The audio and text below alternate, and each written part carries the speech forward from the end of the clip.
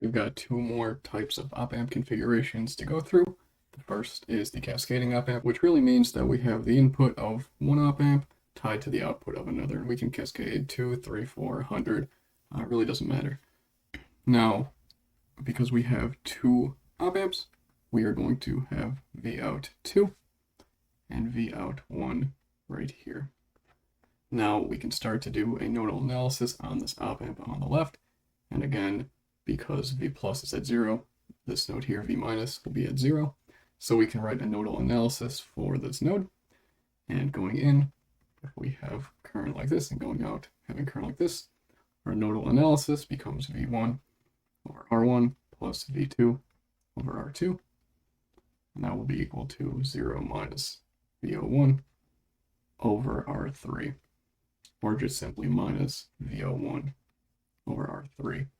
From this, we can see that the output of this first op-amp will be equal to minus R3 times V1 over R1 plus V2 over R2. So that is the first stage. Now for the second stage, again, V plus is tied to 0 volts, so V minus will also be 0 volts. Now writing a nodal equation for the right-hand side of the circuit, we will have VO1 over R4 is equal to minus VO2 divided by R5, or simply that VO2 is equal to minus R5 over R4 times VO1.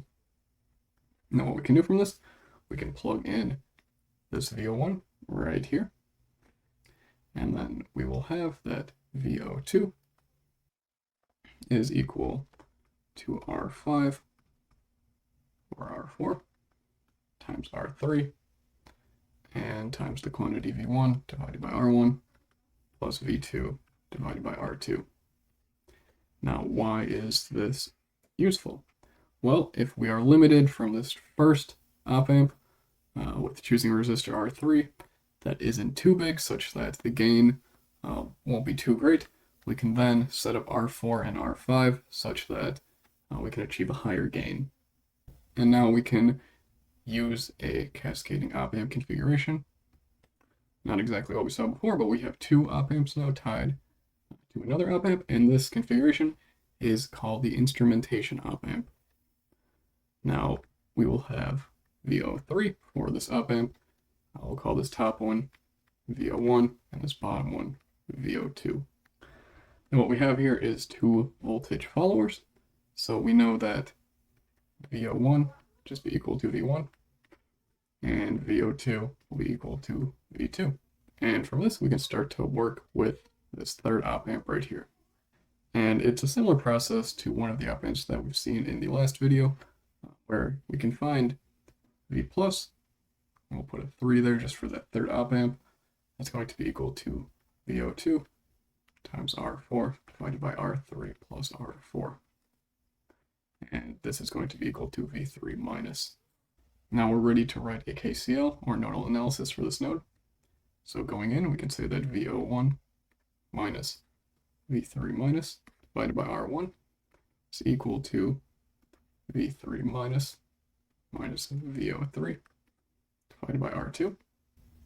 Or simply that VO3 is equal to V3 minus divided by R2 plus V3 minus divided by R1 minus VO1 divided by R1, and that whole quantity times R2. Now again, we can plug in V3 minus, which is this term, into these terms right here. We can plug these in and say that VO3 is equal to VO2 times R4 divided by R2 times the quantity R3 plus R4 plus VO2 times R4 divided by R1 times the quantity R3 plus R4, then minus VO1 divided by R1, and this whole term multiplied by R2. Now if we have the special case of R2 divided by R1, it's equal to R4 divided by R3, which is equal to A, then VO3 is equal to A times V2 minus V1, where we were able to substitute V2 and V1 for this VO2 and VO1 that we defined up here.